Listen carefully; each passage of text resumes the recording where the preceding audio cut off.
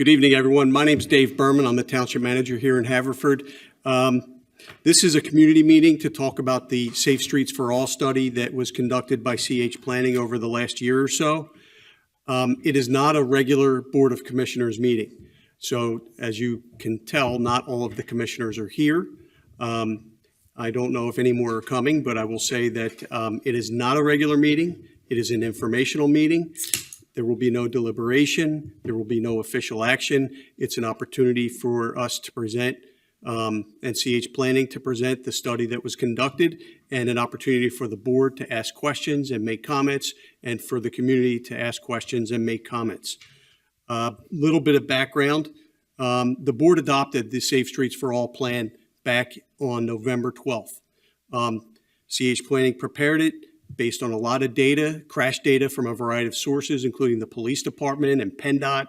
And there was a lot of input from the community. We had a kickoff meeting. We had focus groups in each ward. We had a second township-wide public meeting at the CREC. CH Planning came to the Board of Commissioners in November and presented the results of the study and their recommendations. And again, the board adopted the action plan on November 12th. So CH Planning is here this evening. They're going to present a very brief summary on the plan that was developed. Following that, the Board of Commissioners that are here, the commissioners will ask questions and offer their comments. And once we've gotten through that, I'll ask the folks, well, Charnel from CH Planning to come up and sit with us up here, and we'll all engage in a dialogue with the community and answer your questions to the best of our ability. So I'm going to turn the meeting over to Charnel Hicks, the president of CH Planning, and Benjamin Cromie, her colleague. And I appreciate you both for coming this evening, and take it away.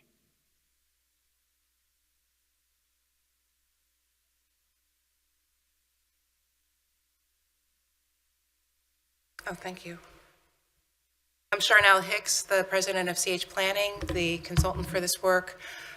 I'm joined by my colleague, one of our managers, Ben Cromie. I will ask for help in advancing the slides. Awesome.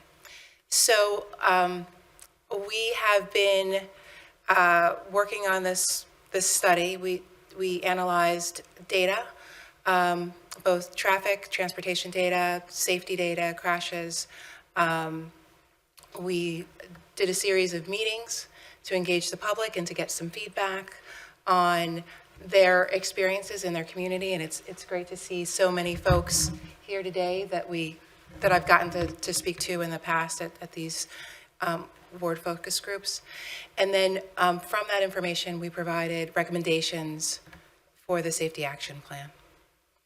So this is information that we presented at the last meeting. I just wanted to share it quickly for those folks who weren't able to join us in November. So we looked at the crash data, we looked at hotspots, and again, we did look at both local roads and state roads and collector roads in the township. So we looked at serious accidents and fatalities next. And we had the series of meetings. Dave, in introducing us, you did give away 80% of my presentation. But in addition to the work that we did here, we also worked with the township in coordinating with DVRPC, the Delaware Valley Regional Planning Commission, and Delaware County and PennDOT as well. We understand that in the township, there are roads the township does not have full jurisdiction over, and it's important to coordinate with those. Our focus was really more on the township roadways. So the recommendations that came out, and these of course are high-level recommendations, they're more detailed in the actual plan. Reducing speeds, and along with reducing speeds, having signaling greater awareness that there are crosswalks and that there are people using the roads, as well as just vehicles.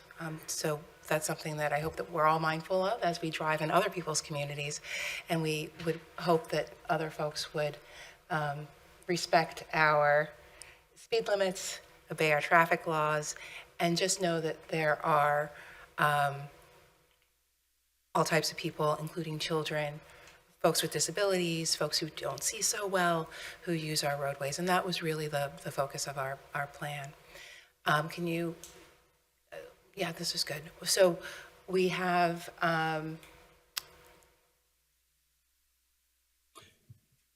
Did I load the wrong presentation? yeah, but that's okay. So we considered several recommendations, and there were two that were recommended for demonstration projects. The first one being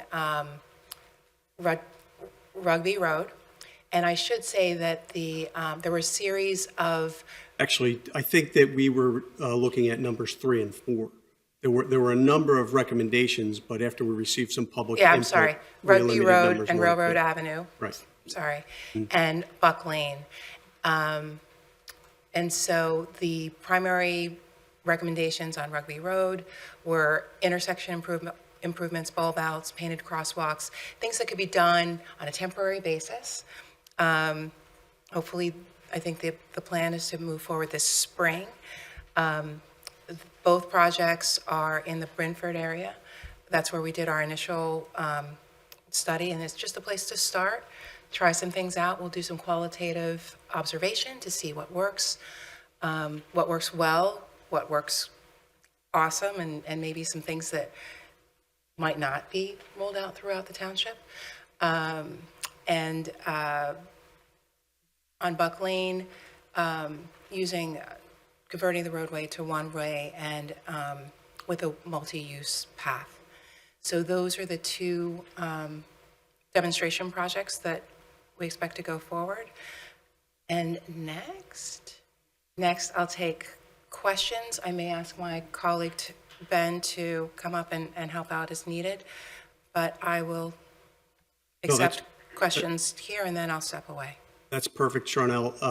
I know that when the board adopted the resolution supporting the plan and adopting the Safe Streets for All process, there were some questions from the community, and also some of the commissioners had questions.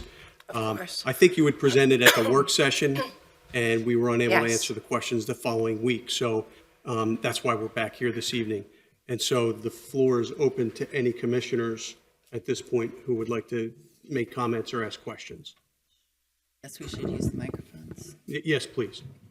Thank you so much. I appreciate your presentation and all of the work. The first study in Brentford was really helped elucidate some of the problems, and I feel like starting with some of these demo projects is a great thing. I do have a couple of questions, and this is I was looking through the report itself today. The crash densities, and we don't have anything planned to deal with this, but I'd really like to hear your thoughts after having studied the township. So Haverford Road and Buck Lane is just without a doubt, multiple studies, including yours, one of the highest density, maybe not highest, but it's a high density crash area. Anyone who walks or traverses in any way through that intersection knows it. There's a lot of residential on one side, and then there's this sort of halfway commercial area that's already pretty crowded on the other side. What could be done there to make it safer, and what would you recommend potentially based on what you've heard so far? And I know you're not making any specific recommendations, but you are an expert on this. Yeah. And it's a key intersection in Brentford, and I just want to take advantage of your expertise right now, I guess. Of course, I would refer you back to the study. And I have to say that I did not do all this work myself, so we're doing and I don't have the report open in front of me, so forgive me if I don't have all the details in my head. Some of the interventions that we recommend for these demonstration projects have been proven to be effective in all areas, in many areas where we have these kinds of issues. right now, my firm is doing work in a similar area in Philadelphia. We're also doing some work in Maryland, in a more suburban community, where there's this mix between kind of settled residential area and more retail, kind of mixed use. And you always have the conflicts between, people who are just trying to go home from work and folks who are just on their way out on the town, or going to shop or whatever it is they're going to do.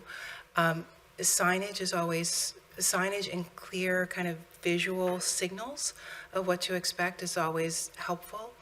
And I think with these demonstration projects, you'll see some of that in what we want to try and test out this spring. And just keeping in mind, the things that we're looking at doing in Brentford are examples of interventions that could be applicable throughout the township. We're just starting in Brentford. But with an arterial road like that, that has to be a problem in other places. Like, how do you really deal with that kind of congestion in a place like that? You can't really widen the road. There's no sidewalk. Yeah. Again, I think that signage and showing people kind of what's expected, enforcement, those are some of the key areas. But really, we found that communicating is key, even if that communication comes through enforcement. All right, thank you. May have some other questions, but I just wanted to be sure and hear from you on that. Thank you. I guess I'll just jump in. In speaking to some of my constituents, I'll try to give you a couple of things that they've kind of come to me about, and that you might be hearing from them later on today.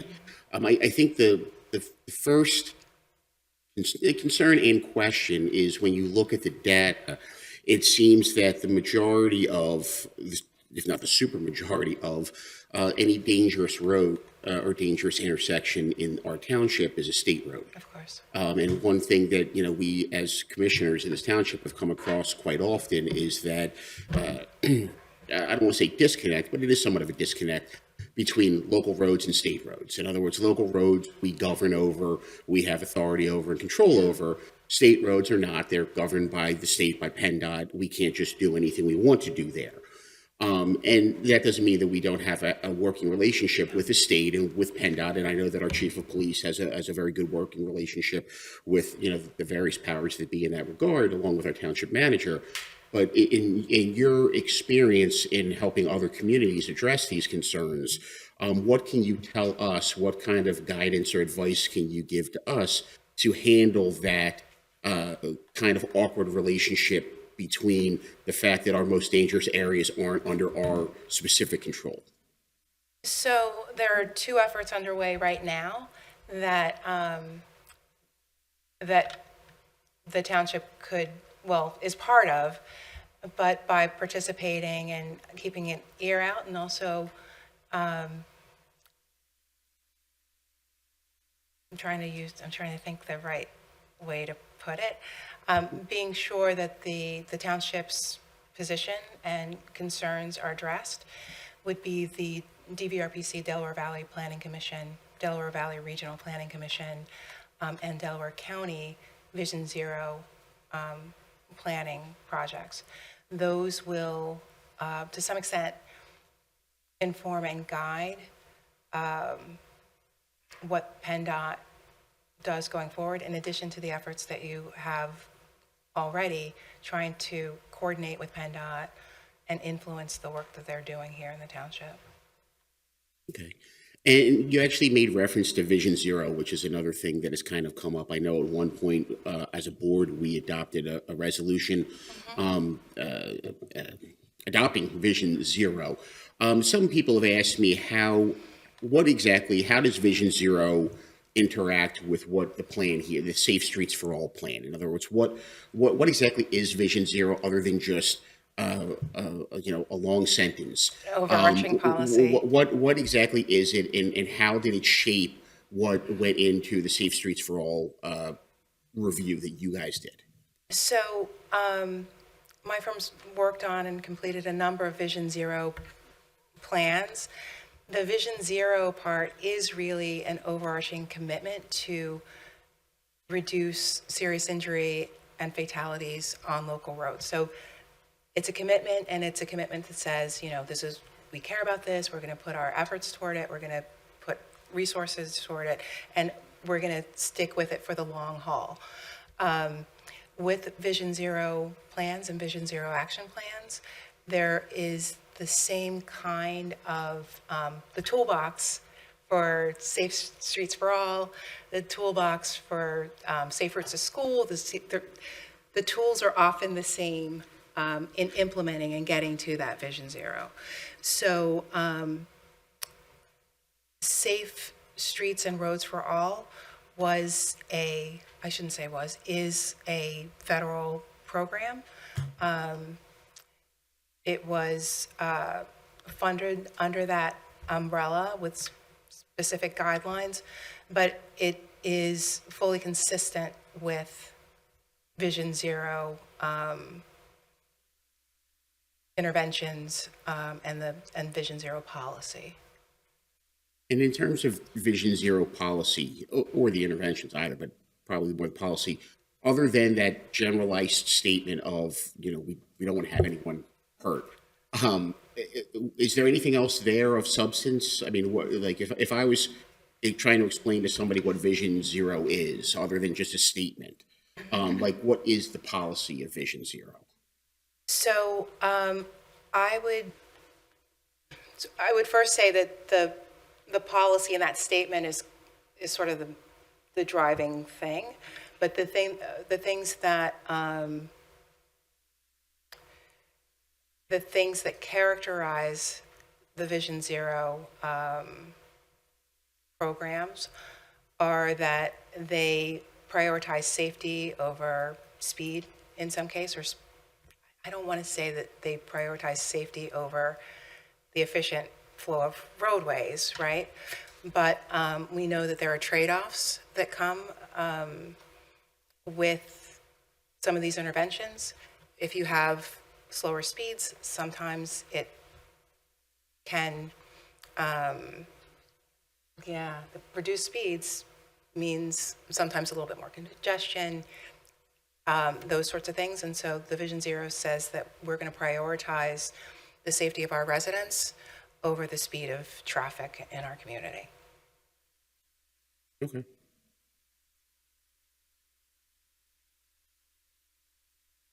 I have another question or two, but again, I was going to see if any of my colleagues wanted to jump in before I did. It's not. Again, just kind of informational purposes, I know that when in reviewing the full report, there was acknowledgments made to people who participated in it. Yeah. There was, your company itself, there was focus groups, there was specific residents, there was township officials. There was a couple of references made to the Delaware County Planning Commission. I believe it was Delaware County's Vision Zero coordinator. Can you just explain a little bit for anyone who's listening exactly who those entities are and how they were able to participate? Like what was called for them that went into this report? Yeah. Dave, if you want to add. So, Commissioner, when we started the program or the planning stages of this study, we had established a small committee, an advisory committee, and we had invited folks from the county and from DVRPC to participate and provide input. And that works both ways, just the way Charnel had mentioned that our study will sort of partner with their studies and looking ahead in order to get to where we want to be, which is improved safety, and a lot of folks have mentioned on state roads. We need to be partners with these other entities. So the county is doing their own Vision Zero plan that we are a part of, and DVRPC is doing a Vision Zero plan that the counties are a part of. And so the whole, one of the driving forces behind us doing this study is to become a bigger part of their studies so that they don't forget about us. So we're a piece of their puzzle too. Correct. And by getting out with our work, we've been able to get out ahead a little bit so that they can consider what the township would like to see in those other studies. So incorporating with them is mutually beneficial. Yes. It allows us to address things that are important to our immediate community, but it also allows them to incorporate us in the bigger picture of the larger geographic area and planning for that. Exactly. And just to piggyback on that a little bit, the funding sources, whether they're, in this case, federal, it benefits us to have larger partners. Like, Isn't that what I just heard several minutes ago, is that Delaware, having the county involved gives us quicker access or maybe weightier access to PennDOT? it is absolutely helpful to have partners that will give us good access to the people at PennDOT and at the others at the state that will have influence. I have a question. I don't know if this is going to be for you or for Dave, but just generally speaking, we are embarking on this study. We're identifying these areas where we can improve things. Can you sort of, I know we have the tiers in here, but would you be able to say, like, where are we going to focus our efforts first? We have the demonstration projects, but is it pedestrian safety? Is it, I mean, sidewalks go along with that, but Yeah. is it all pedestrian safety, or how can we sort of think about this in terms of how we're going to roll it out and make the whole township safer? And how long do you really think that will take? So the plan includes a lot of different things that could be done anywhere. We're starting here in Brentford, and there are a lot of factors that will come in. One will be funding sources. Another will be kind of feasibility and low-hanging fruit. I know that one of the things that we heard is that there's a desire among many to do sidewalk and pedestrian improvements, but there's not a clear, today, right now, there's not a clear path to improving the sidewalk in front of everyone's home or getting one developed. So there are a lot of factors that will come to play. We did not create a rubric.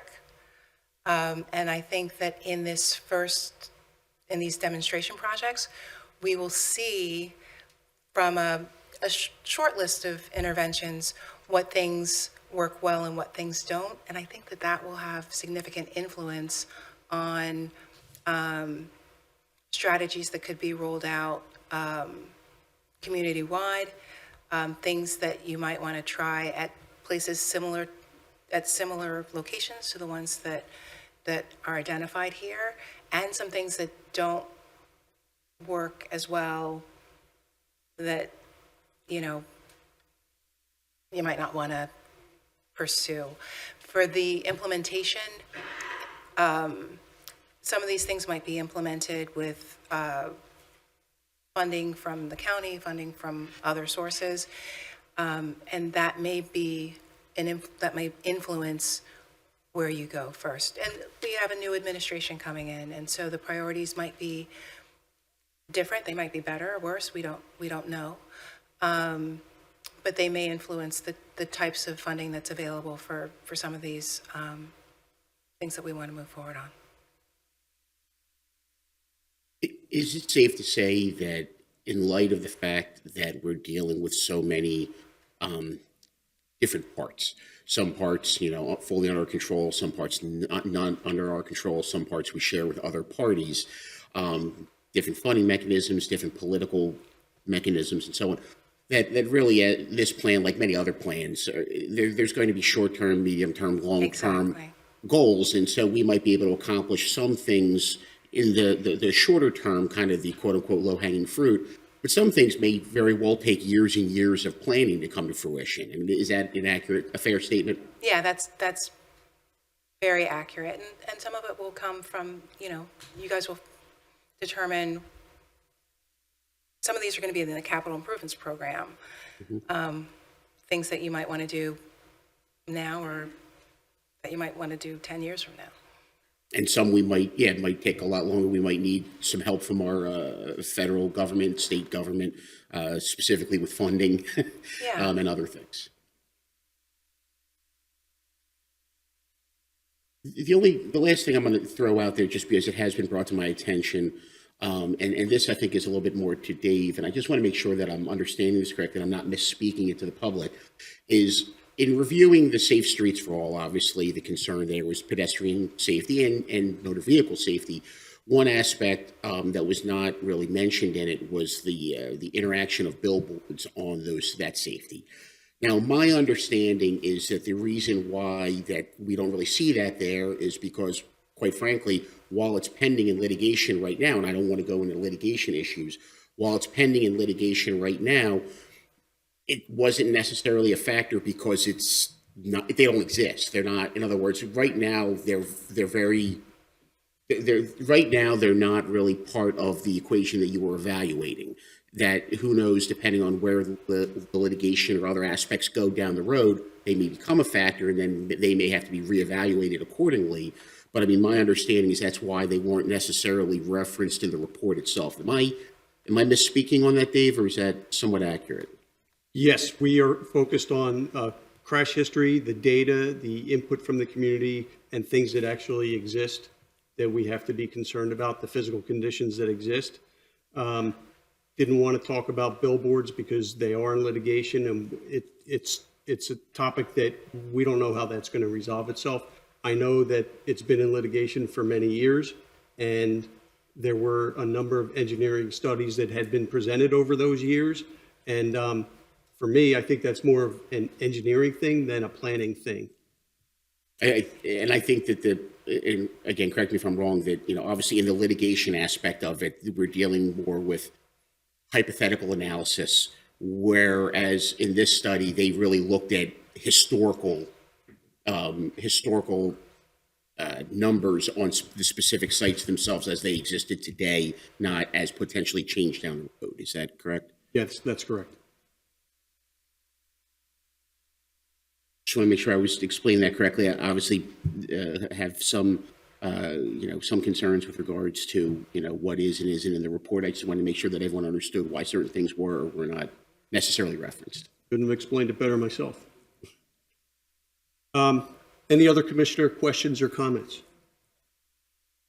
So Charnel, if you'd like to join us in that way, when folks have questions, again, we're recording this meeting, so I'd ask you to come up to the microphone just as you would do with a regular board meeting and state your name and go ahead and ask your questions or make your comments. Terrific, and I'll ask Ben to pop in if I need a little backup. Sounds great. Let's start on this side in the front row. Michelle Alvarez, 134 Hastings Avenue. So everyone's made the very obvious assumption that because most of our accidents are on state roads and because we can't control that and because PennDOT seems to be a difficult agency to work with to make changes, but in my view, if that's where the most of our accidents are, whether it be Haverford Road, Westchester Pike, Township Line, even Earlington Road, what are we doing to get PennDOT on board with this Safe Streets plan? Because I know from experience, it takes PennDOT a lot of years to get anything through their, work mill. So I don't see anything where we've involved Greg Vitale or Ms. Capoletti. And to me, we should be including them in all of this discussion and process to help them, have them help us get involved with PennDOT and get more access to PennDOT. I mean, even changing traffic lights is a major undertaking to get better, signaling. So I personally feel that we should be involving, our state rep and our state senator in all of this in order to work with PennDOT better. So I don't know where we stand with that, but that's a humongous observation on my part, so. I think everybody here shares your concern, for sure. We have focused on what we can control directly, and we have included the entities that can help us. I know that even Earlier last year, I don't know if any of the commissioners who were here, there was a walkthrough with representatives of the county to talk about things and specifically look at things, particularly on Westchester Pike, that could be given some attention by the state. And so those are the ways that we're going to get that accomplished. And again, we've met as part of this plan and as part of the county plan, as part of DVRPC plan, with the folks that have that leverage to make those contacts for us and help us get things accomplished. Yes, it is a slow process. And by the way, I would never criticize another entity in government. Right, well, I get that. I'm kidding, but I would never do that. Yeah, but I'm Publicly. just saying, it just takes forever. Agreed. And, we've seen it. I mean, look at Pensy Trail. It took years to get. Oh, yeah. Yeah. But it's done. And if we have patience, we'll get through all of this together. Second row? Well, could I Oh, just say sorry. also with our state reps, I mean, we do work with them on an individual basis, on a regular basis when we have issues in our wards. And I think that cumulatively, they start to get a sense just on the ground. And we bring them in for bigger picture discussions that involve planning. But I know all of us work with them to try to get things fixed, and then also work with them when we are applying for specific grants and letting them know what we're trying to do. And sometimes those individual interventions can have a big impact as well. Thank you very much for that. I agree 100%. And, as I said, these projects take a long time, but, there are some signage and striping improvements that are coming at Eagle Road and Lawrence Road because of that curve there, and that shouldn't be too far into the future once the weather complies. There is talk of a pedestrian crossing, a pedestrian activated signal at Linwood Elementary to get you across to the homes there, and that's a PennDOT project. So it takes an awful long time, but eventually we get to where we need to be. Any other comments from the board on that one? Anybody else in the front row, second row? Actually, very briefly, I would also encourage everyone here and anyone who watches the recording or talks to anyone here, contact your state reps. Contact Mr. Vitale, contact Ms. Capoletti. Apologize, got tongue-tied there. Contact your state reps and let them know that it's, not just us, us asking for this, that it's all of their constituents. And make your voices heard with their offices also so that they know the urgency and importance to have for township for these things. Thank you.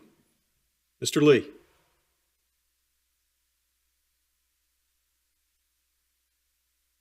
Hi, my name's Michael Lee. I live at 304 Fairland Avenue. I had a lot of questions about this draft safety action plan. Only way we found out about it was done in July, and the way we found out about it was that in October we were going to pass a resolution 2104 or something, 2407-2024, and that officially adopted Vision Zero in Haverford Township. And the resolution that we adopted, it actually was done in November because there was no safety action plan. So then we started with this, and that's why people are so concerned about who was involved and what. Because at the beginning of the plan, it says that the Vision Zero coordinator is on the advisory committee, as well as the Delaware County Infrastructure Management person and Delaware Valley Regional Planning Commission. So this report was done in July. We find about it on October 16th is when it was released. So what happened between them? Why didn't we hear about it? And when we talk about Vision Zero, it's clearly spelled out in 2407-2024 that you adopted in November, and that's to change the level of priority for motor vehicles in the entire township, so to have other uses like bicycles and pedestrians and things like that. And then the other thing is the reducing deaths and serious injuries by 50% by 2030, and then to zero by 2040. And that's Vision Zero. That's what Pete Buttigieg has been pushing in this country. And it started in 1997 in Sweden. And if you Google it, it's failed everywhere. So Anyway, so that's probably why people are so concerned about this. And I see this as being two separate reports. There's this Vision Zero front of the report that has Mr. Bourbon's township manager letter, and then the back of the report is what we did in Safe Streets for All last spring. So it's like two different reports thrown together. And people are wondering, like, how did this happen? How did you get a report talking about Vision Zero and reducing deaths and all these other things, which I knew nothing about, throw it into this report? And so that's why billboards are so important, because billboards are distractions. And if you look at the 2022 September comprehensive plan, the draft plan, the top 7 of the top 10 places are along Westchester Pike. And that's where we're talking about putting, as far as the most crashes in the township. And that's where we're talking about putting billboards, is right there. So you have a disconnect. You have a firm commitment to reduce deaths. And you're saying, oh, well, it's just something that doesn't matter. And that's not what you say in the resolution. That's not what we say here in the report. So, and what really concerns me is we have two goals that can't possibly coexist. You can't have more pedestrians and bicyclists on a road and also have fewer deaths. And so we have this climate change portion, which is get the cars off the road to reduce emissions. And we have this portion about having fewer deaths, and they seem to be conflicting goals. And the reason why I think that is because in page 40 of the draft September 22 comp plan, it says that pedestrians hit by cars at 20 miles per hour have a 10% chance, a 90% chance to live. If they're hit at 40 miles per hour, they have a 10% chance. So anybody who gets hit on Westchester Pike is probably dead. And anybody who gets hit on the roads we looked at, the township roads, is going to live. They're going to be fine, probably. So that's why residents are so concerned about it. All of the deaths, just about all the deaths, all the major accidents happen on the state roads. We already have buy-in from the Delaware County Vision Zero coordinator, because they were involved in this process. And one of the things that I really wanted was to have them come here and talk to us about what they want to do to our state roads. Because we already know what we want to do with the local roads, because we were involved in those meetings. And so there's just, and if you look at how the township does its stuff, again, this is from Haverford 2035, 3.1% of people walk to work, and 0.5%, like less than 1% people bike, and 6.1% took public trans, 71% drove, and 18% worked from home. So how are we going to get all these people out of their cars? You can't do it. But we have a resolution that you guys approved 9-0 unanimously, saying we can do that, and you can. So if we do that, then we're just going to kill more people, because there's more vulnerable pedestrians and bicyclists on the roads.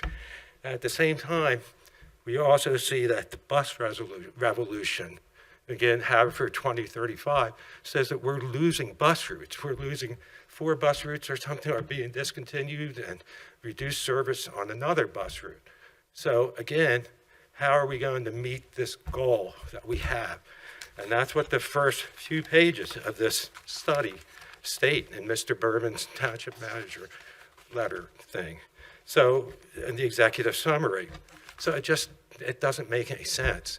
And what I hear today is that you guys are saying, oh, well, this really doesn't matter. But it matters because it's a resolution. And it matters it's in this study. And this study was quoted 7 times in Haverford 2035. So anytime we have a study, they never go away. It's like we're going to quote that for our comprehensive plan coming up that we're going to be talking about next week. It's just, it's important, this document. So what I think we have to do with this document is go through it page by page. There's so many things I don't understand. Like, how do you use equity considerations when you're talking about reducing deaths in the township? Makes no sense. We said in our meetings we weren't allowed to touch state roads, but a lot of the recommendations include state roads, like along Township Line and Westchester Pike and Eagle Road. They shouldn't have been in there because we were told that they weren't going to be included. So I think we really need to go through this report page by page and ask questions on everything in this report because it's important. And we can't just pretend that it's not important because it's inconvenient. Anyway, thank you. Any questions?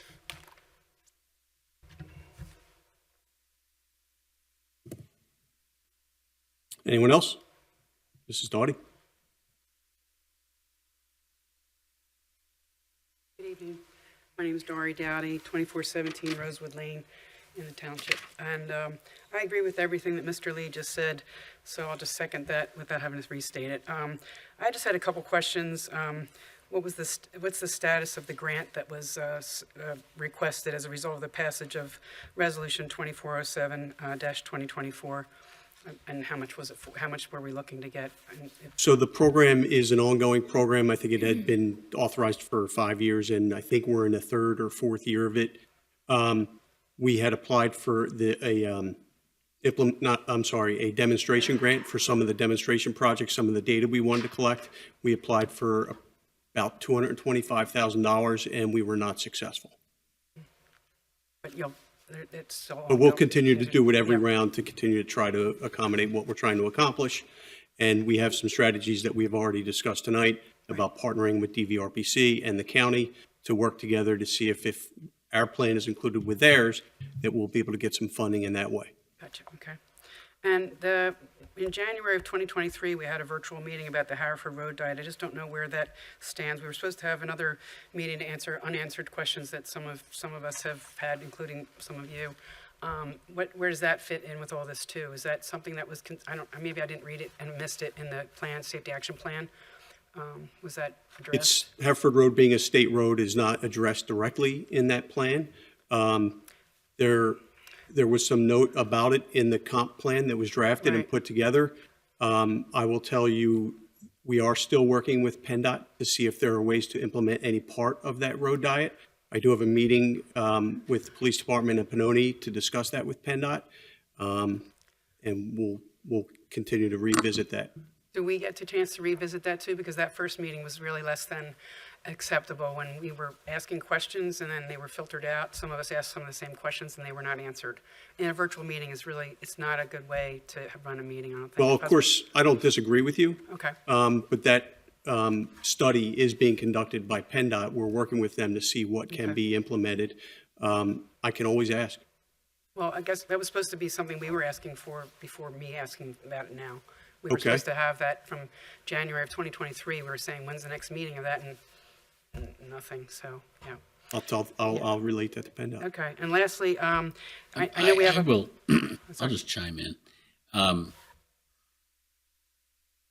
A lot of your concerns in that plan were my concerns as well. The road diet had things in it that were pretty unacceptable to several of the commissioners, particularly the commissioners of the 5th and 6th Ward.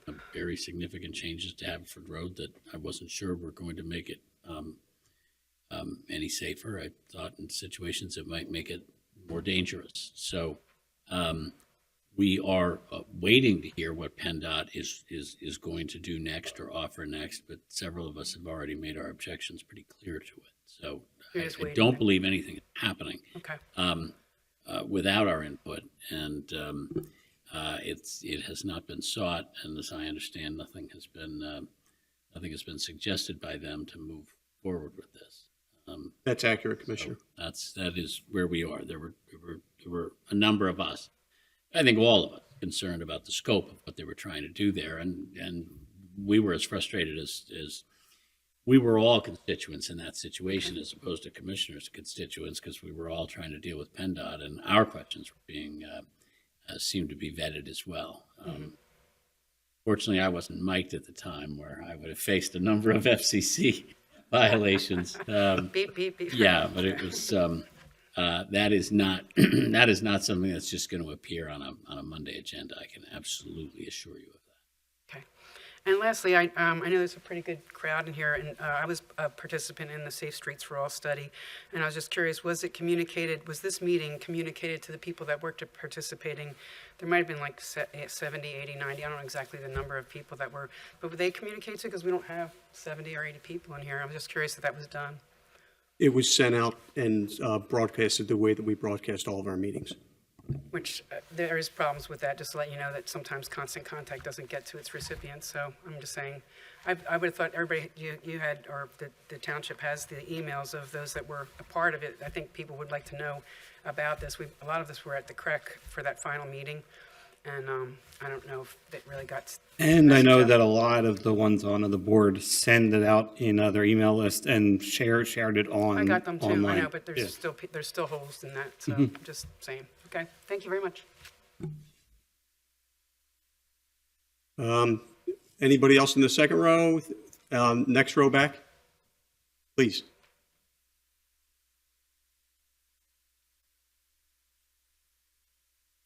Hi, I'm Diane Durant-Law, and I live at 738 Rugby Road, so I'm in the 5th Ward with Laura.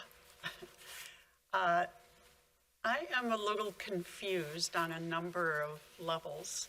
I really wanted to come here tonight to specifically ask about the road diet, the PennDOT proposal for a road diet.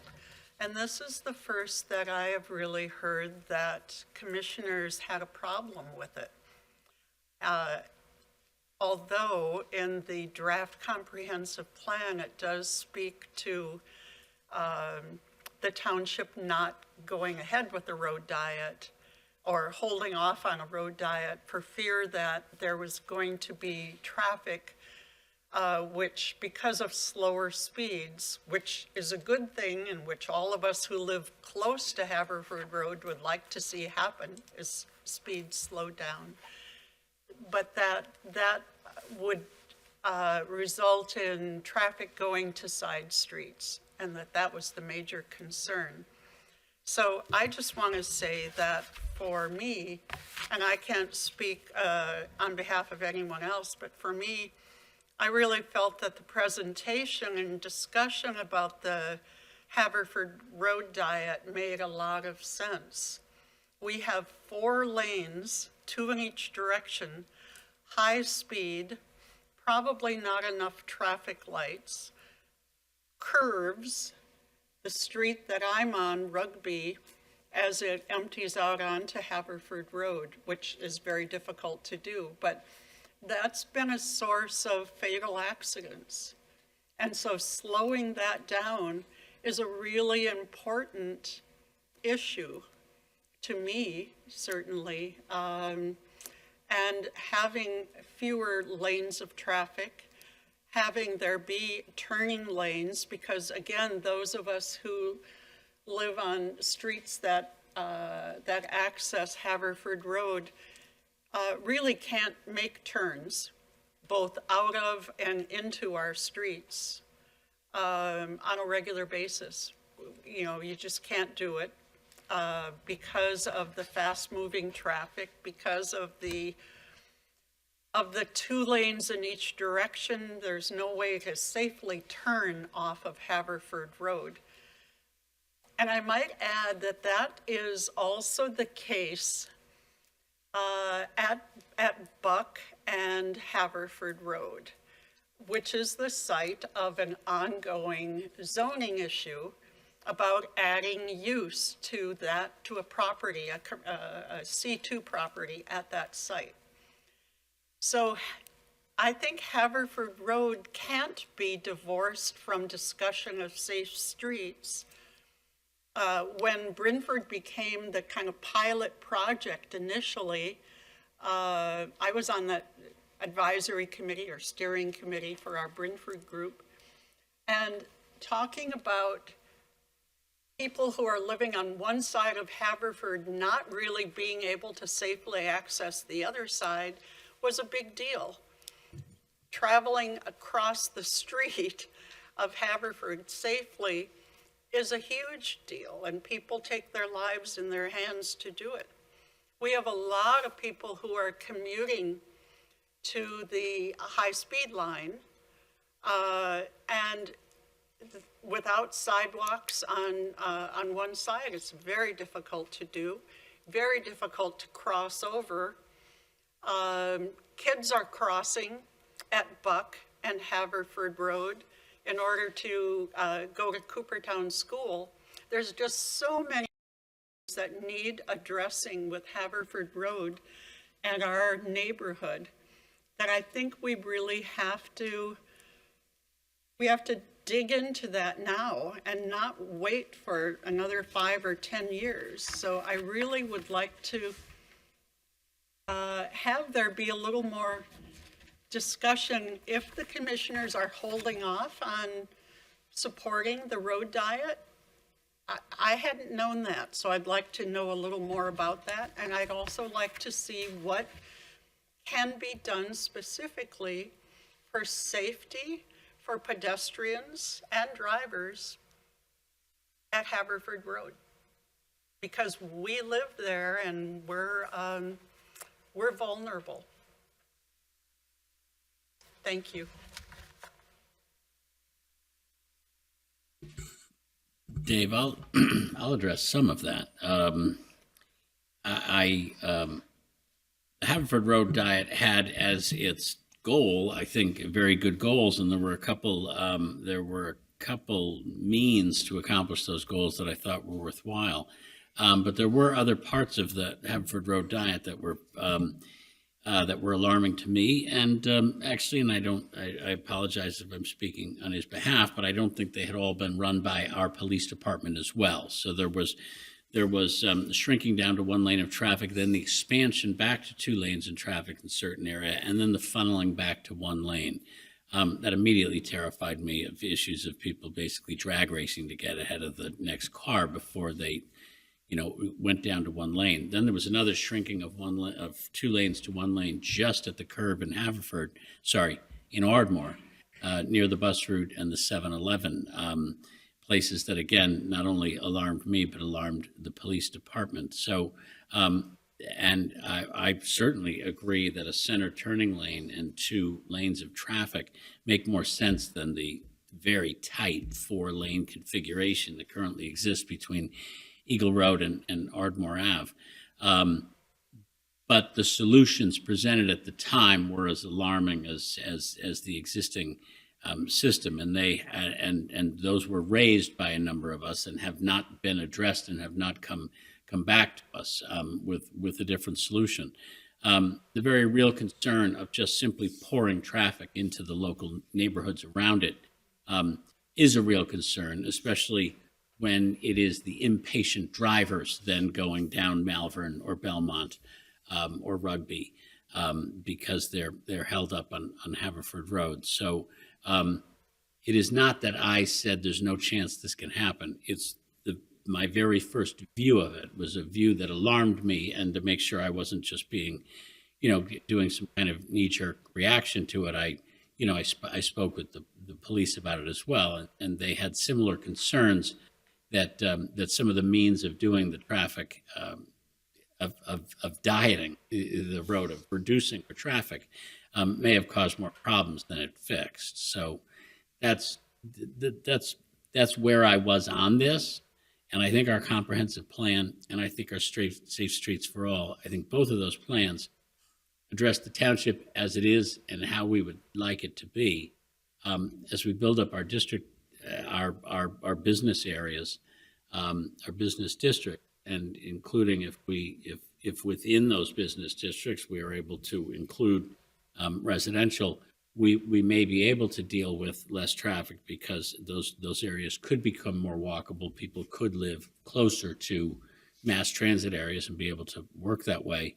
But we've not incorporated, as far as I know, and anybody jump on me if I'm getting this wrong, we've not incorporated an anticipated Haverford Road diet into the Safe Streets and into the comprehensive plan, because right now we can't really get our heads around and contemplate one, and we're not the ultimate decision makers for that. And we don't want that to hold us back from trying to accomplish both of these things. So I appreciate your concern, and to the extent that I've surprised you that I was against it again, I think my mic was off for that meeting. So my unhappiness may not have been as obvious to folks other than who were in the room at the time, but a number of commissioners shared my concerns, not about a diet in general, but about the specifics of that diet. And we just haven't heard back anything yet that addresses those concerns. Sorry, spoke a lot. Anybody else? Well, yeah, I mean, because like you said, the Fifth Ward is right there. And just to give you an example, I mean, I was thinking of the neighborhood of Brentford and the additional traffic burdens that would place on you, as well as the overall need for slower traffic, ability to have more bicyclists and pedestrians. One example, so we did go back to PennDOT and we said, okay, what if you took that section between, it's the section between College Avenue and Ardmore Avenue. And that's where it would just be widened out to be sort of a drag race. And so we said, well, what if you kept it so that you didn't do that and traffic stayed relatively slow? And I think the additional wait time was multiple minutes. I mean, it was so much time added. And for example, in that section, there's one road where you could cut through. So you're putting that burden on a group of, 15, 20 houses, 2 roads that people are going to be really angry driving down to try to cut through. So those are just the realities that we're looking at when it comes to the way our roads are set up. But I agree with Larry. I mean, I fully support the ideas behind the road diet. It's just a matter of getting PennDOT to help us get it done in a way that works for Haverford. Anybody else third?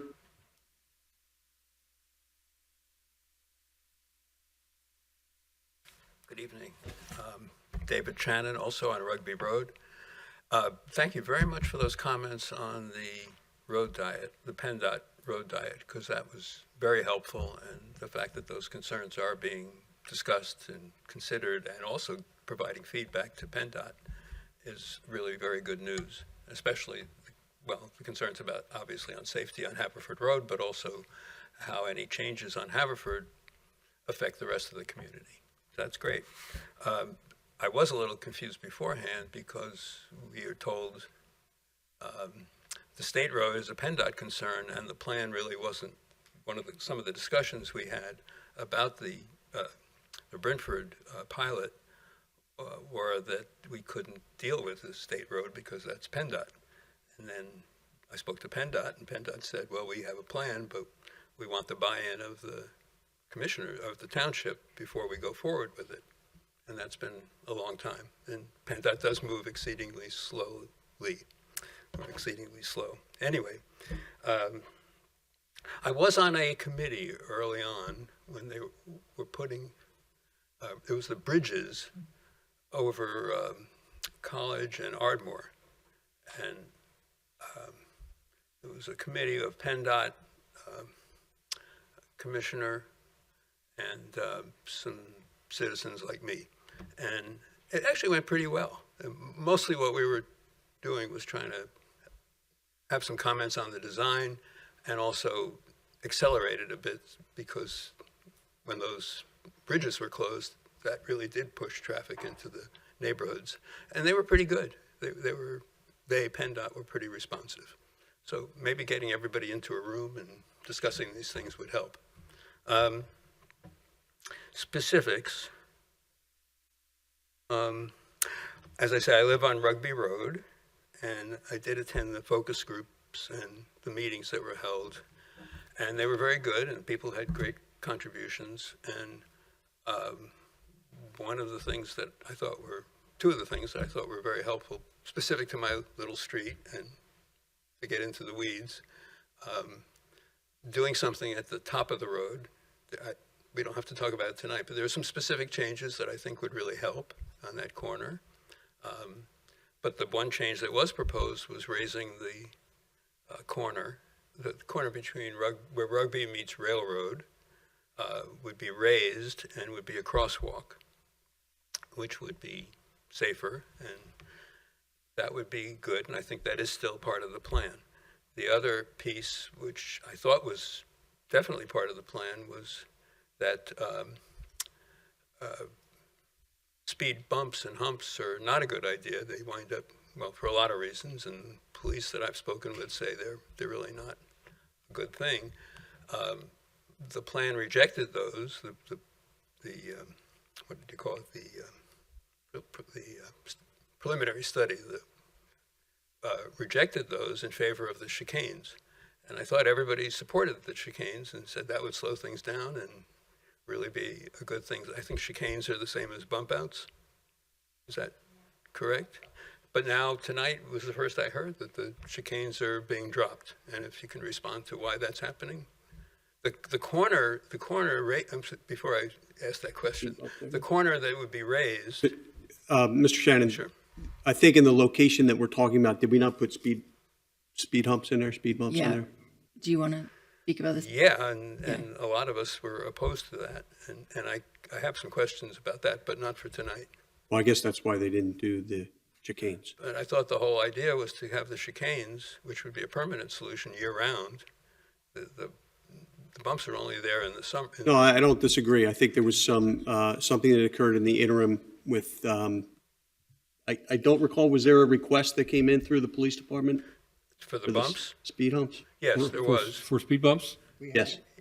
There was. There were speed humps, but they were taken up, they had to be taken up in the winter for the snow. No, but I mean, in the interim between the time that this study was completed and now, There was. the request came through with a specific number of, with a petition with the correct number of signatures. Yep, And it met the requirements for speed humps. yes. Yes. And the so, police did a traffic study. Yes. And it was very And close. so that's how that It was occurred. like it was very close in terms of speeding and number of vehicles, but it passed, and they put in the police department put in the speed humps. Still, a lot of folks on the block are not happy about them, but at the time, that was proposed with the understanding that the chicanes were coming in eventually. It was not thought of as an alternative to the chicanes, but rather, while the chicanes proposal was pending, people wanted something to make the road safer, mainly for kids on the block. I think what you're referring to was the demo projects. So Yes. it didn't make sense to do the demos while the speed bumps were there. I don't understand that at all. Why? Well, because then you have two interventions on the But it's same been, road. now it's winter and they're gone. Yeah. And they're not separate interventions, as I understood it. They were just a temporary, no, I don't want to argue it. Dave, but- I'll let you. I just I would remember say the that's a discussion mistake. vaguely. Yeah. Yeah. That it would not make sense to have two interventions at the same time, which are temporary. Can we go- It wouldn't benefit us to study, to have it as a demonstration intervention when the speed humps were there, because the speed humps, the information and the data collected wouldn't necessarily be valid, because you'd have two interventions, you couldn't decide which one was working. I don't really understand that thinking. Okay. If you're going to put in chicanes, that's a permanent solution on the There block, are. or at least, It doesn't mean that chicanes could never be put on Rugby. It just means right now they have not been selected as a demo. And that's the reason. That's what that I is. would urge the township to put them back into the demo and put them in, and not put in speed bumps or humps, because, well, they're not there now, and I don't know why.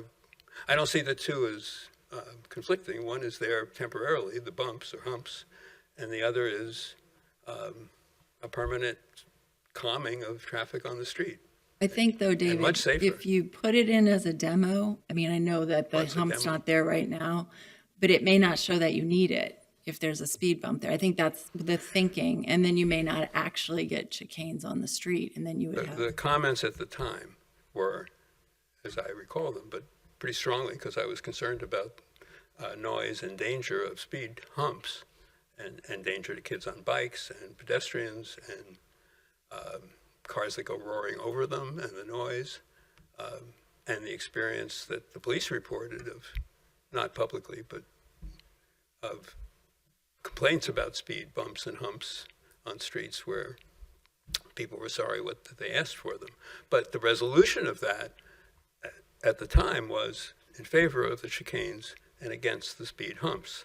The fact that you have them there temporarily seems to me not a reason to not go forward with a permanent plan or the pilot plan for Rugby Road. It's one little street, but I think that would be infinitely better than speed bumps and really make the streets safer, because people go flying, some trucks go flying over those speed bumps, but you can't do that if you have to maneuver around the chicanes. Okay, we'll look into that. Do So you have anything I would further? urge you to put that back into the current plan, a year-round chicane rather Understood. than a few months. And as I say, that I thought was the resolution in the earlier drafts. So it's a little, it's one little street, but I think that's important. Okay. The comments on calming, the PennDOT road calming diet were very helpful tonight. I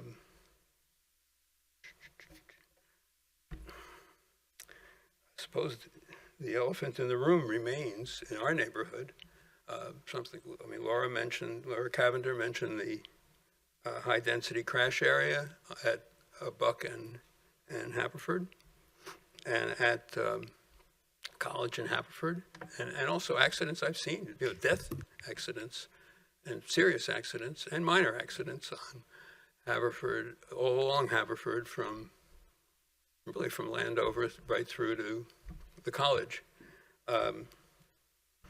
One thing that really comes through is the compartmentalization of planning, and I think it's everywhere, but it's certainly in our township.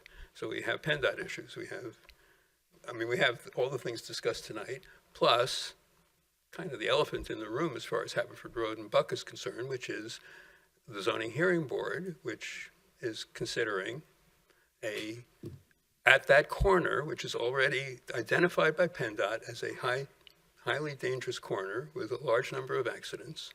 And I have seen cars overturned in the Midas shop and cars in serious accidents on Haverford Road. I haven't watched the accidents, but I've seen them immediately after. Anyway, at that corner, they're trying to add a convenience store, which will increase traffic, increase density, increase people cutting through on the neighborhood streets. And yet, the plans of the township don't really deal with that. They say, well, it would be nice to cut down on traffic, but they're silent on that very, very large issue. So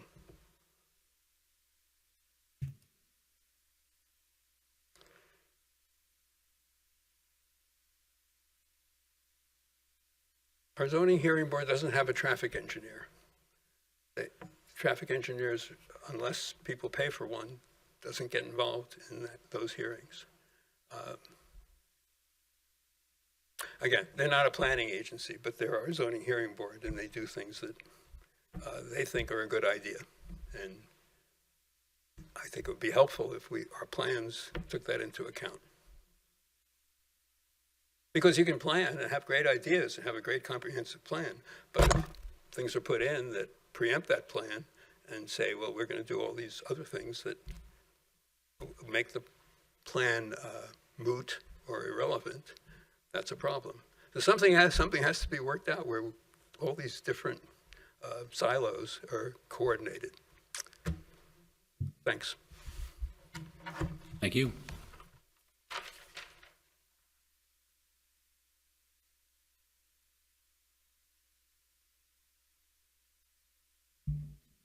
Hi, good evening. Thank you all for taking the time to do the work you do. No, it's not easy.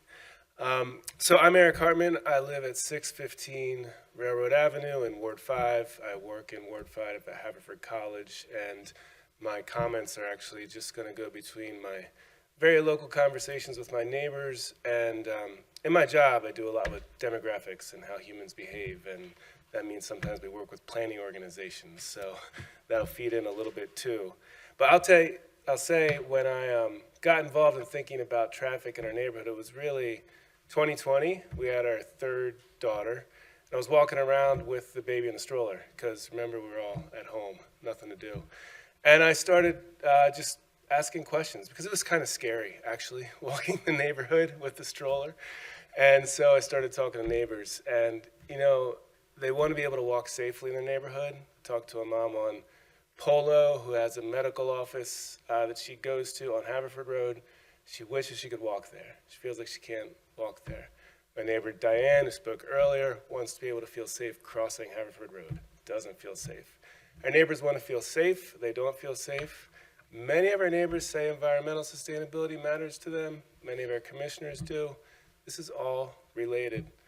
When we see places that have great opportunities for walking, we see people living longer. We see communities where the environmental sustainability is much better. Quick true story. A couple years ago, I had the opportunity to send students to, it's called the COP28, which is the climate action, the global climate action agreement in Dubai.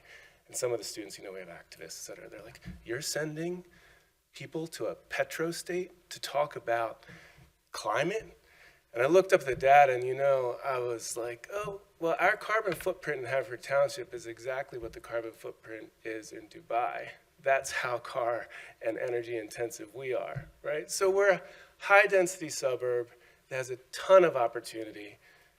Where I live is between two amazing train lines, and we just have to do some pushing, right? It's going to take some acts of courage. It's going to take some difficulty, but somehow we have to figure out how to push a little bit. Thank you for the commitment to Vision Zero and for the work you've initiated here. Haverford Road is clearly part of the puzzle, and it does, in some ways, I realize, as I've heard comments, it's gotten more complicated. But to me, it's felt a little bit like PennDOT, which is a pretty conservative, slow-moving organizations, came to us with a gift. We want to do something productive about the high crash rates in your neighborhood. We want people to be able to cross your street. I'm a pretty healthy, I jog. It is scary for me to go to the Norristown high-speed line stop, right? You got to be quick on your feet, and you got to be, in a really good situation. Better to do at night, because you can see lights coming farther. But so they came to us with this, and it would involve a lot of change. We do know there are ways, and thanks to CH Planning for the suggestions about chicanes, about a one-way on Buck. You all know, we all know, if we think about this, you know, most humans don't really give that much attention to signs. Right? Like, we ignore signs 6 ways to Sunday. But when we get physical infrastructure, like if you're leaving Haverford Reserve trying to go on Williams Road, oh, I can't, there's a diverter. Right? Like, these are smart moves. So chicanes are a smart move in a situation where we're trying to figure out how to get drivers to behave better. They're ignoring signs all the time. The one-way on Buck also would really appreciate. I invite any of you at any time to join me and my friends, Josh, Nadia, and Matt. We all walk our children up Buck Lane to go to Haverford Friends School, drop off the older ones at the bus stop at Haverford and Railroad at 8 a.m. Sometimes the police are there, thank you. Behavior changes a little bit when there's a big police SUV sitting there, but you know, then it leaves. But these kind of proposals could really help us through and along. I don't know how to support the collaboration between the township and PennDOT I'm glad to advocate with Representative Vitale, Senator Capoletti for certain. I've heard the bottlenecking is a problem. I see that problem. I don't know if anyone's asked if roundabouts are a possibility.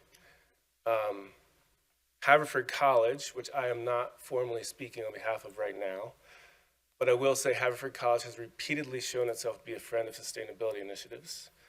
So that's a significant amount of land at the intersection of College Road and Haverford Avenue. And the other intersection that seems to be a real challenge area, Ardmore Road and Haverford Avenue. I don't know if anyone's really spent time. I tried to go out there with my own 100-foot tape measure, but again, it's pretty scary.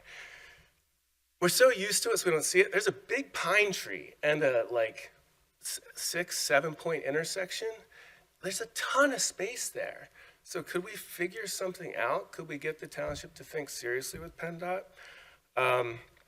These are opportunities, and the planners I've been able to work with tell me to be serious about planning. You have to be extremely long-term in your thinking and figure out what you want to go after. I hear my neighbors saying they want to feel safe in their community walking, that everybody wants to be healthy, living longer, and that they're interested in sustainability. All of these things are very friendly to the kinds of opportunities we have. So, thank you.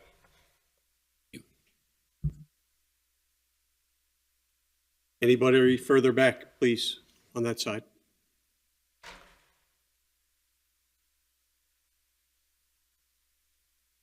Hi, I'm Richard Abraham, 143 Colfax Road in Havertown. I think it's interesting that usually when we try to make the road safer, PennDOT seems to be the obstacle. But when it comes to the Haverford Road Diet, they seem to be the one that wants to make the road safer, and it's the township that doesn't want to do it. I don't think there's any doubt. I don't know the exact details of the plan, but I don't think there's any doubt that it would make the road much safer, both for cars and for pedestrians. There's been a lot of roads throughout the country that have changed from 4 lanes to 3, and feel free to correct me, but I think there's a lot of evidence that even though it sounds counterintuitive, it seems like it would slow traffic down a lot, but there's a lot of evidence that it doesn't actually do that, because what happens on a 4-lane road is there's always somebody making a left-hand turn, and the people behind them get stuck because they don't realize, because there's not a left turn lane, they're just stopped in the left lane. And then they got to cut over to the right lane, and it slows down everybody. So, I mean, there is evidence out there, Lower Merion just did it right nearby, where they went from 4 lanes to 3 on Wynwood Road. And so we can see whether it has actually slowed down the amount of traffic that can get through, and whether it actually has increased the amount of traffic on the neighboring streets. This is anecdotal, but when it comes to me, I don't drive down Haverford Road because I think it's too safe. I take Coopertown. So there's at least one person that you'd get off a side street if you fixed Haverford Road. And just to give another brief example on the SEPTA busway, where 1 million people walk by there, they've moved the crosswalk to where the light is, which of course makes sense because it's much safer. But if you're standing on Haverford Road on the far side waiting for the light to change, you're scared to death because all you have is 4 lanes of traffic, and I don't know who thinks that Haverford Road could turn into a drag race because it already is. So you're standing there, and there's 4 lanes of traffic flying by you, and there's a hedge right behind you, so you can't back up, and there's a very narrow sidewalk right on the road. So anything that could fix that would be welcome. Thank you.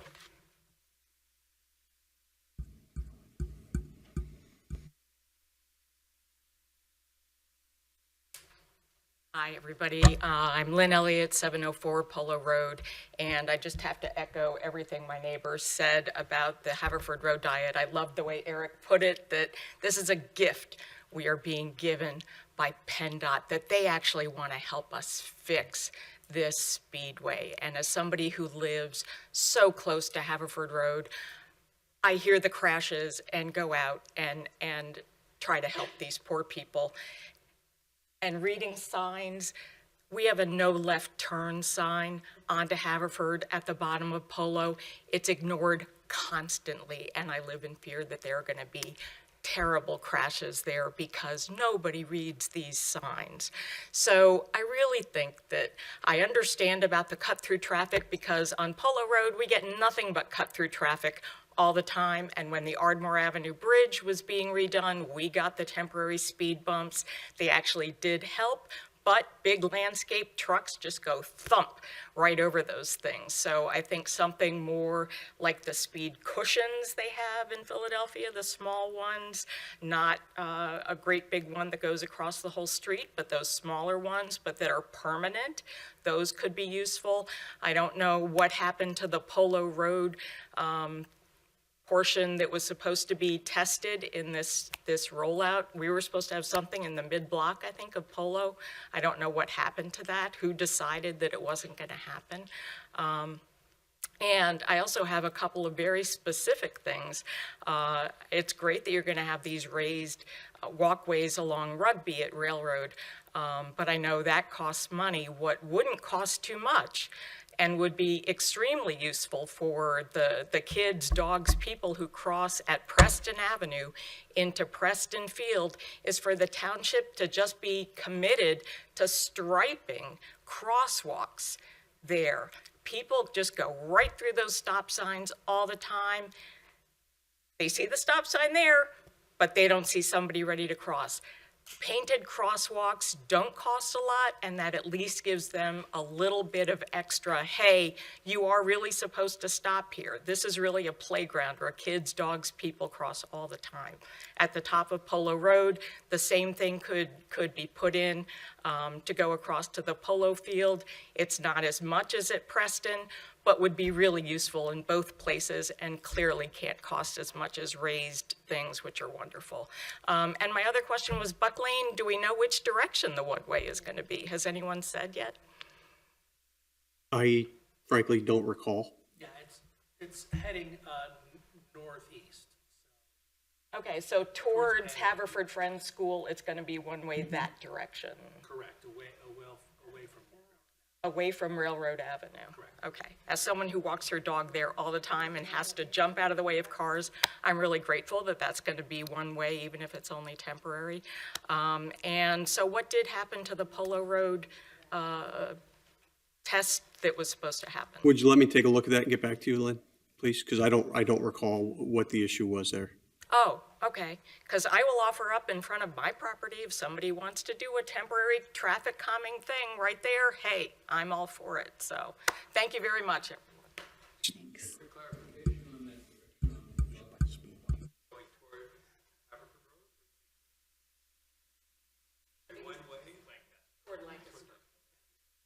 So you won't be able to get out of that neighborhood without a traffic light unless you go to Bryn Mawr Avenue. That's the only way to get out of that neighborhood safely now. So we're gonna get back to that process with the Brentford demonstration projects, and between now and before they get implemented as demonstration projects, we're gonna have a community meeting for Brentford specifically, so that we can talk through it and everybody can be ready and prepared for what's coming. That's gonna be a complicated one. Because you know, with the one-way traffic on that road, it is gonna create some issues, so we do wanna talk a little further about that with the community. But let's move on to this side of the room. Is there anybody else in the back? No? Okay. On this side, anybody would like to make comments or ask questions?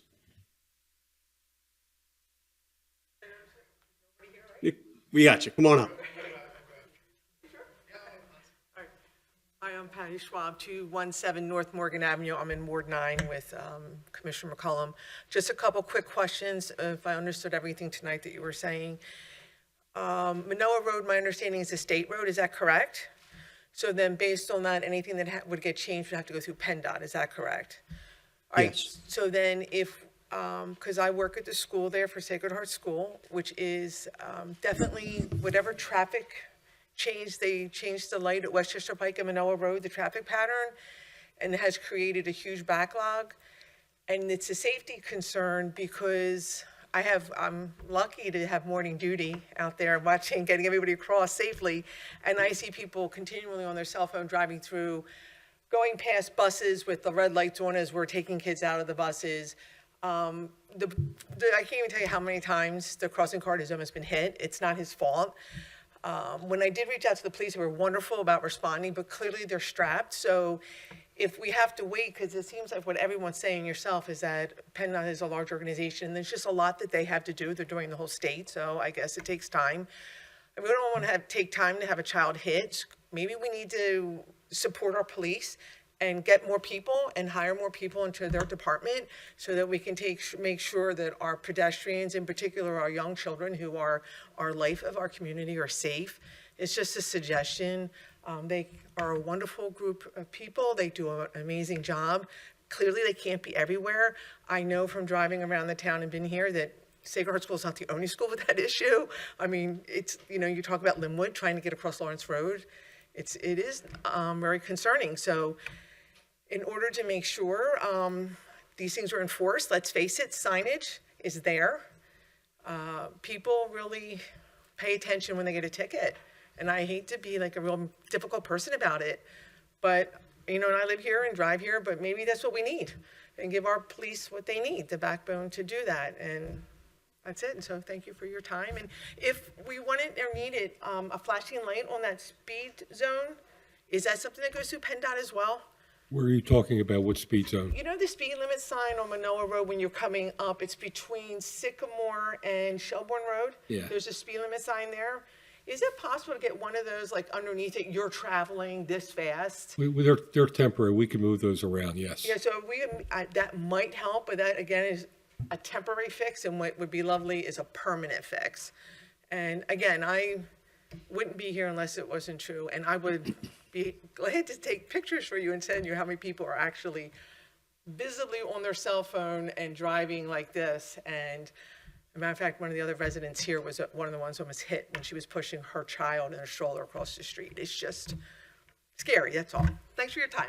That traffic light has been repaired. There was a problem with that Westchester and Manoa Road traffic light for backups. There's still volume there, but there was considerable volume before it was repaired. So we work with PennDOT and our traffic engineer and our contractor, and that light has been repaired.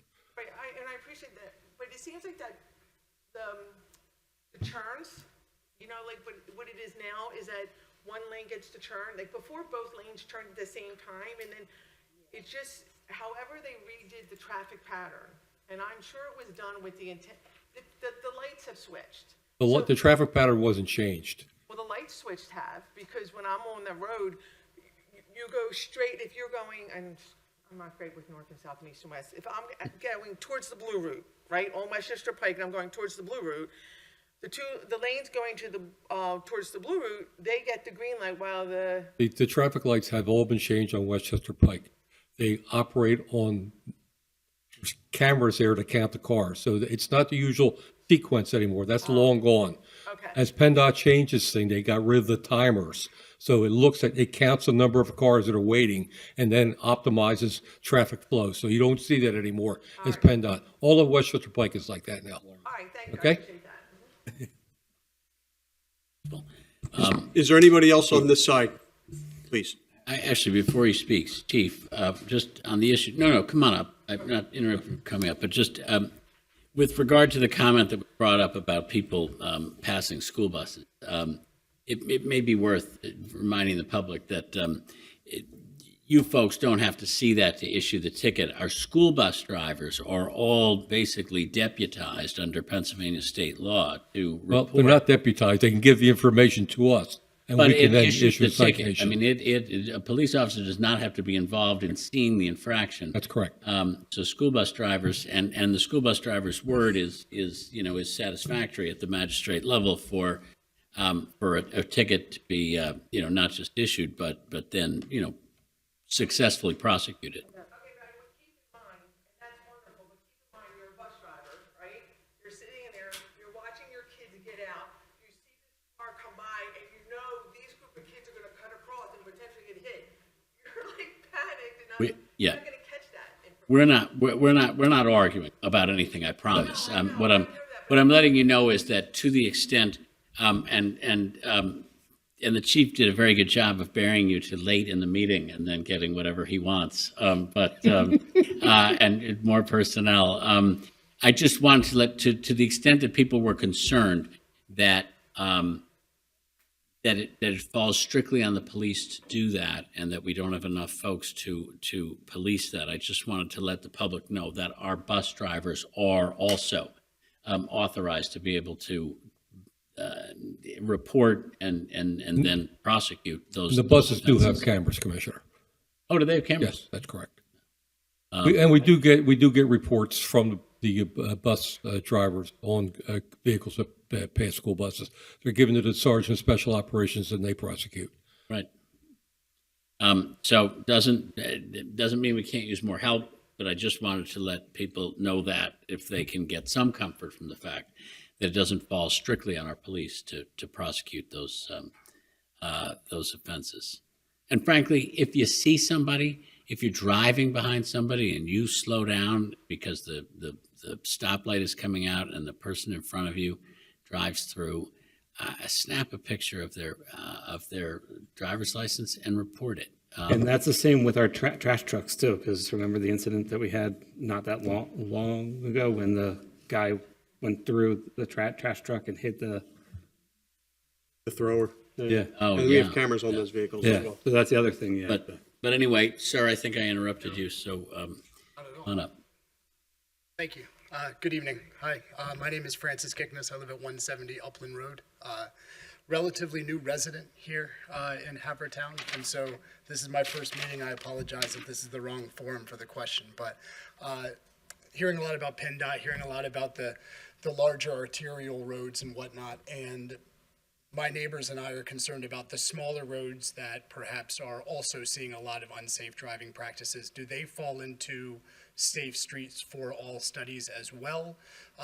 And also, what can we do, what in terms of forum, in terms of process to raise attention around some of these smaller, lower priority, if you will, in terms of concentration of accident roads here in the Haverford Town area, especially mine in particular being Upland as a cut-through street. I'm not really familiar with the processes of raising attention around some of the smaller non-arterial roads. Yeah, well, to answer your first question, the planning study that CH Planning prepared for the township analyzed lots of locations. They took input from lots of folks throughout the township, including what you're calling the smaller roads, and they developed a series of recommendations that could be implemented at other locations in the township, like Upland. And I think we're all familiar. I think that's the second ward. I can't remember. Second ward. So that's Sherry Forsty grew up as your commissioner. She told me to come tonight. I'm glad you're here. Yep. And now we're all aware of what's happening. And, you know, that's an area that's been of concern for quite some time. And now that we have some of the recommendations from CH Planning, it's something that we can focus on.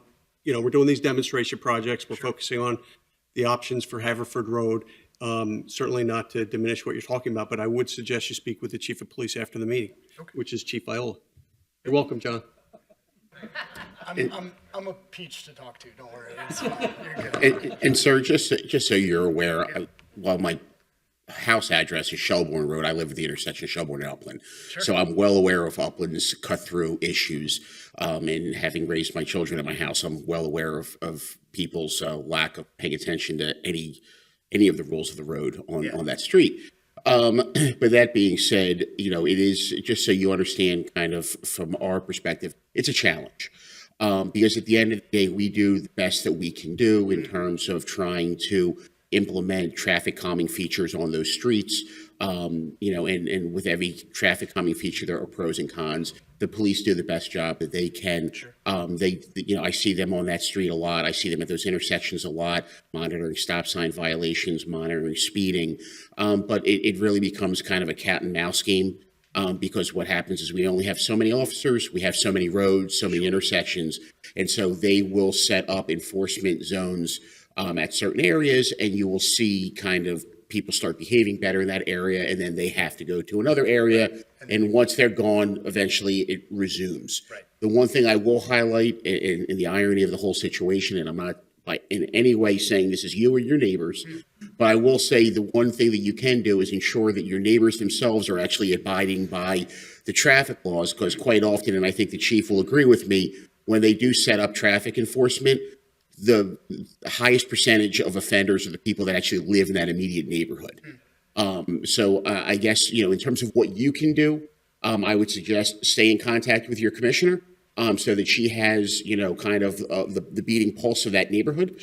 But also just make sure you're communicating with your own neighbors and making sure that they are themselves, you know, practicing, you know, best traffic patterns or traffic behaviors, I should say. So levers that I can actually pull, is petitioning for these chicanes that we're talking about, is that relevant? Should I bother doing that? Traffic calming procedures, is there anything I can be doing?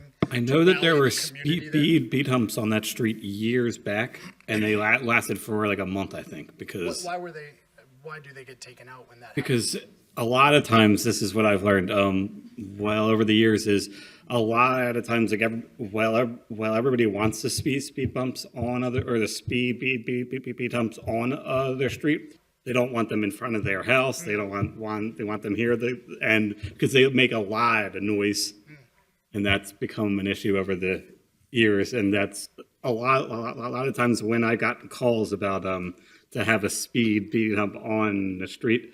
There's always, oh, well, you can go get the street, the sign, and you go to the homes, and they're like, I don't want a sign that sign this because I don't want it and I don't want it near my home. So that's become an issue. Yeah. Sounds good. Thank you, Chief. Appreciate it. Thank you. Appreciate it. I'm going to continue with the folks who haven't spoken yet. Right here on the left here, yeah. Hi, my name's Laura Keene. I live down the street from Francis, 501 Washington Ave, so I'm the corner of Upland and Washington. I'm not going to repeat everything that Francis already mentioned, but our street is feeling very desperate. We've reached out to the police department, we've reached out to our commissioner. We're just concerned about the safety of our kids. I'm also the parent that was almost hit on Manoa multiple times, so we're just looking for action. Thank you. Starting the back, you had your hand up first.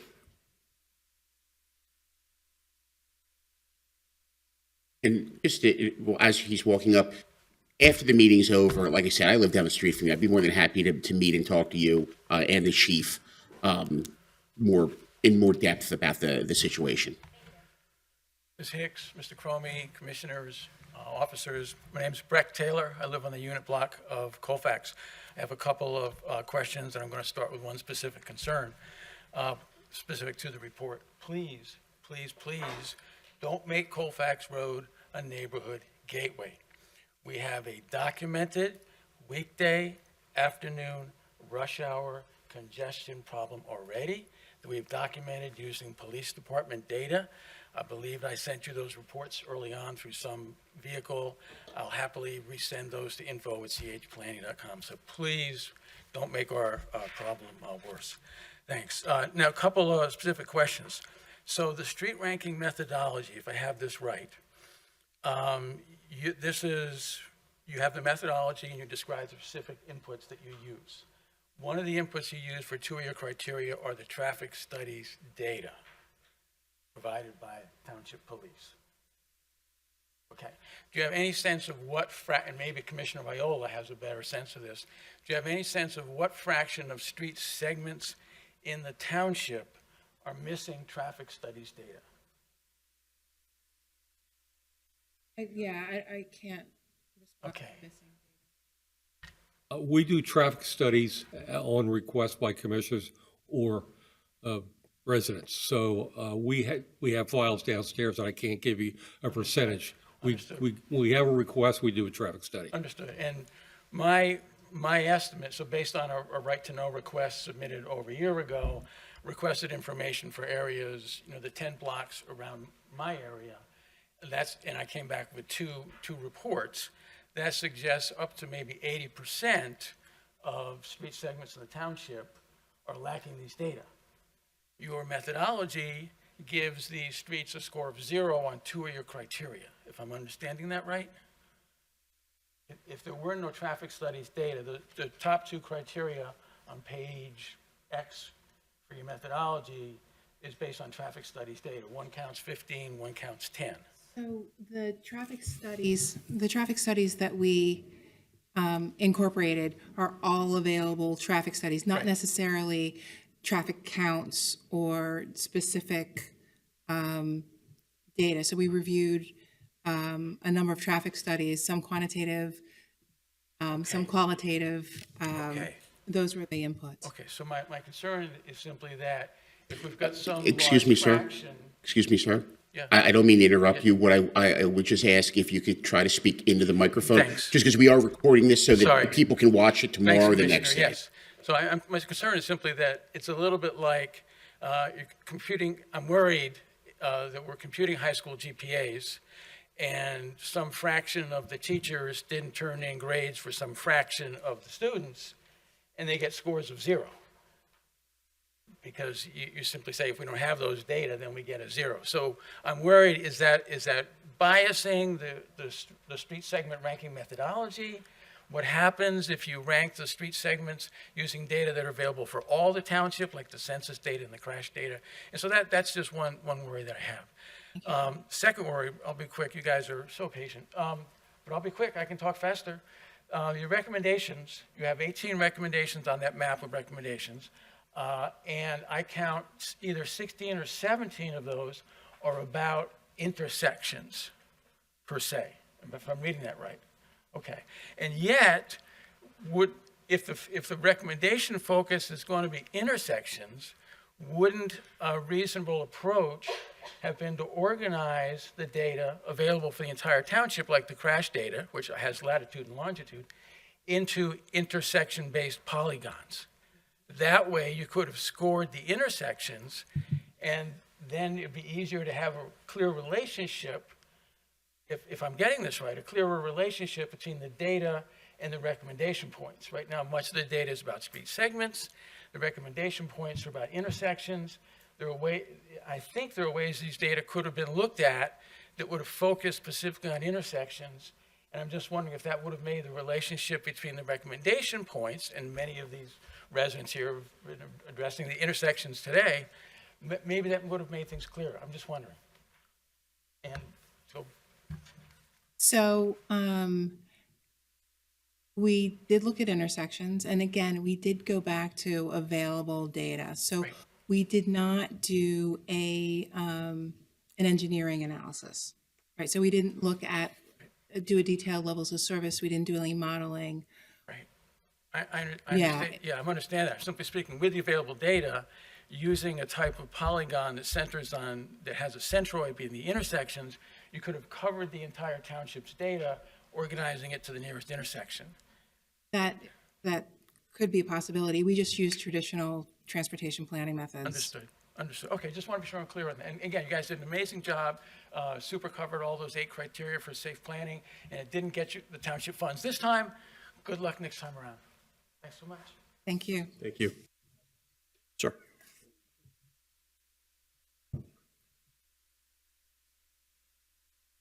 Hi, my name is Caleb. I live on Buck Lane at 752. I just had a couple questions. This is my first meeting, so if I ask a question that's already been covered in the previous meeting, sorry.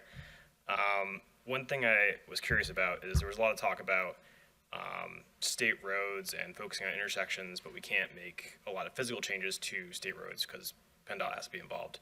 And I was curious if any of the studies that were done looked at like speed cameras or light cameras and stuff like that. And is that something that we would have to get PennDOT involved, or is that something that we could do? Chief? I'll answer that. We're not allowed to have those. Only first-class city has speed cameras. Townships and boroughs are not allowed to use it. Okay, thank you. Okay. Another question I had was when looking at intersections, like I understand we can't make changes to the state roads easily, but was it ever considered for the smaller roads where we believe there'd be through traffic through, changing those to be more one-way? Was any of that studied or focused on that sort of thing? I can go ahead and give you a little bit of an answer. So we did not do an analysis of every intersection, throughout the community. What I introduced earlier this evening were some specific interventions that could be, for demonstration projects. And there are other interventions that could potentially be applied at areas in the community that we did not study specifically.